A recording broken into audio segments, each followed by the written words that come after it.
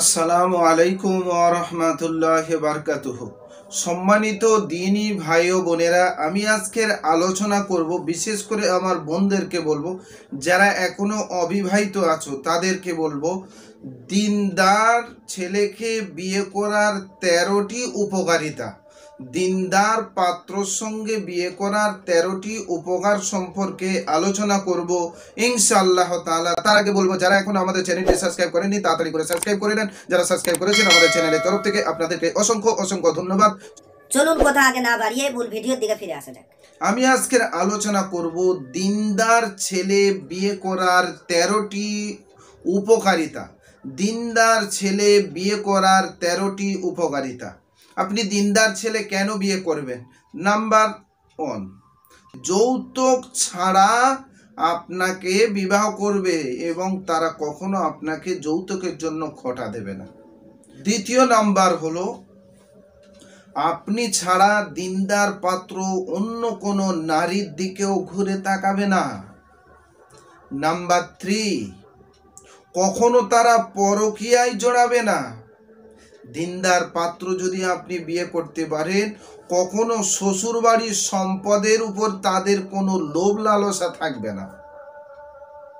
দিনদার পাত্র যদি আপনি বিয়ে করেন, আপনার গায়ে কখনো হাত তুলবে না, গালিগালাজ করবে না, কটু কোথাও কখনো আপনাকে বলবে না। দিনদার পাত্র বোন আমার, আপনি যদি বিবাহ করতে পারেন, কখনো আপনাকে ধোঁকা দিয়ে চলে যাবে না। বোন, আপনাকে বলছি, দিনদার পাত্র আপনি যদি বিবাহ করতে পারেন, কখনো আপনাকে ছেড়ে সে চলে যাবে না। পাত্র যদি আপনি বিবাহ করতে পারেন, আপনার ভুল ত্রুটি ক্ষমা করে দেবে এবং সুন্দর দৃষ্টিতে তাকাবে। দিনদার পাত্র বোন আমার, আপনি যদি বিবাহ করতে পারেন, আপনাকে পর্দার মধ্যে সুরক্ষিত রাখবে। দিনদার পাত্র আপনি যদি বিবাহ করতে পারেন, আপনাকে চাকরির জন্য চাপ দেবে না, যে চাকরি করতে হবে, আমাকে টাকা ইনকাম করে দিতে হবে, কখনোই বলবে না। দিনদার পাত্র আপনি যদি বিবাহ করতে পারেন, অল্পতে সেই খুশি হবে। দিনদার পাত্র আপনি যদি বিবাহ করতে পারেন, আপনাকে সব সময় মূল্যায়ন করবে, আপনাকে প্রাধান্য দেবে।